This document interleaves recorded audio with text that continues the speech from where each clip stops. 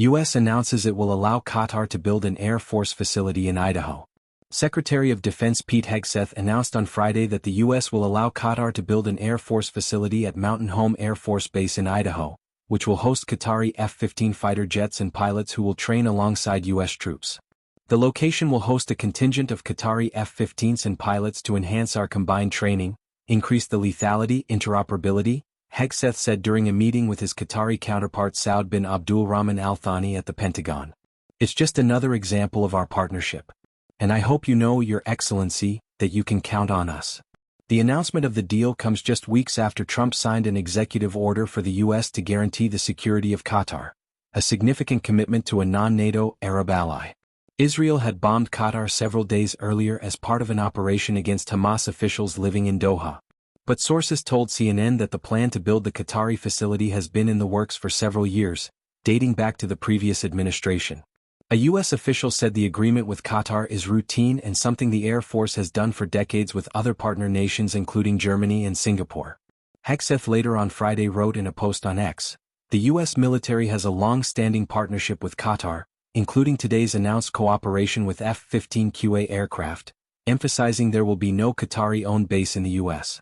But a close ally of Donald Trump, far-right activist Laura Loomer, has posted on X more than a dozen times since the deal was announced, calling it outrageous, an abomination, and a betrayal."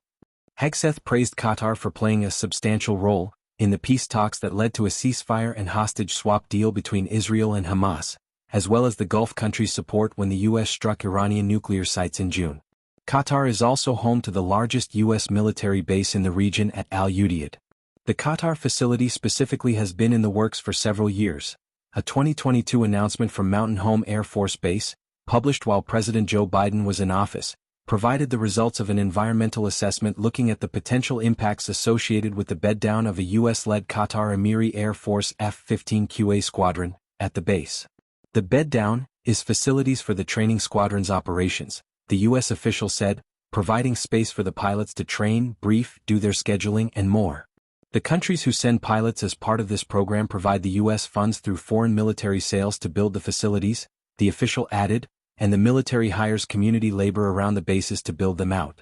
The final environmental impact report published in 2022 said it was for the beddown of 12 F-15QA permanently assigned QAF aircraft and associated equipment, use of the Mountain Home Air Force Base airfield and special use airspace and military training routes for training, use of defensive countermeasures and ordnance, approximately 300 additional QEAF and United States Air Force personnel, and the construction and modification of facilities and infrastructure needed to support the beddown. The report said basing and operations were expected to begin in early fiscal year 2024, with an initial timeline of 10 years and an option to extend further if needed. We further welcome today's signing of the letter of acceptance establishing a Qatar Emiri Air Force facility at Mountain Home Air Base in Idaho, al-Thani said. This step strengthens interoperabilities, enhances joint readiness, and advances our shared defense goals. Mr. Secretary, together we will continue to deepen this strategic partnership in pursuit of lasting peace and shared security. Thank you for watching. Please like, comment, and subscribe.